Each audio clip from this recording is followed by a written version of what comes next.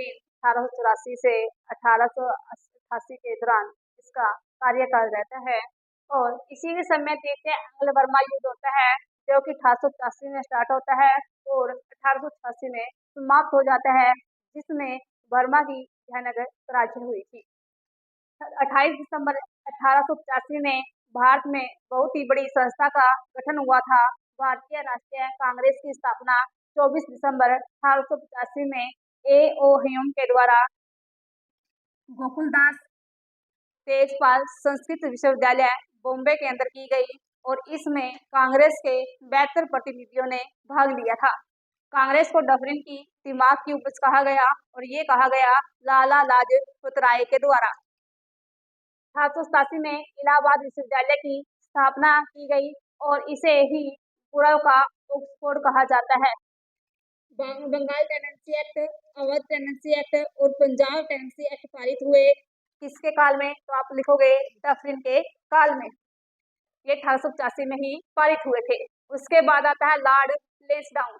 इसका जो कार्यकाल रहेगा 1888 से 1894 तक। भारत व अफगानिस्तान के मध्य जो सीमा रेखा है इसका निदान लेंसडाउन के समय हुआ और इस सीमा रेखा को ही रूंड लाइन कहा जाता है। वर्तमान में ये रेखा पाकिस्तान और अफगानिस्तान के बीच में है, लेकिन विभाजन से पहले ये भारत और अफगानिस्तान के बीच में थी। सेकंड फैक्ट्री अधिनियम 1891 में आता है और इसी अधिनियम के द्वारा एक साप्ताहिक छुट्टी का प्रावधान किया गया कि एक वीक में एक छुट्टी जरूर मिलनी चाहिए। उसके बाद स्त्रियों को प्रतिदिन 11 घंटे से अधिक काम करने पर भी प्रतिबंध लगाया गया इस एक्ट के द्वारा। मणिपुर का विद्रोह का दमन भी लेंसडाउन के द्वारा किया गया और इसी के समय इंडियन काउंसिल एक्ट 1892 आता है, जिसमें अप्रत्यक्ष निर्वाचन प्रणाली का प्रयोग किया गया। उसके बाद आता है लॉर्ड एलिगन द्वितीय, जिसका कार्यकाल रहेगा 1894 से 1899। भारत के बारे में इसने कहा था कि भारत को तलवार के बल पर जीता है और तलवार के बल पर ही इसकी रक्षा की जाएगी। ये बात कही थी एलिगन द्वितीय के द्वारा। 1895 से 1898 के बीच भारत में मध्य प्रदेश, उत्तर प्रदेश, बिहार और पंजाब के अंदर भयंकर अकाल पड़ता है और इसके लिए अकाल योग का गठन किया गया। उस आयोग का नाम था लोयल आयोग। 1899 में इसी के समकालीन में बिरसा मुंडा के द्वारा मुंडा विद्रोह होता है और 1897 में रामकिशन मिशन व मठ की स्थापना भी इसके समय ही होती है, जो कि बेलूर में की गई स्वामी विवेकानंद के द्वारा। 1897 में चांपेकर बंगो द्वारा 2 अंग्रेज अधिकारियों की हत्या भी इसी के काल में हुई थी।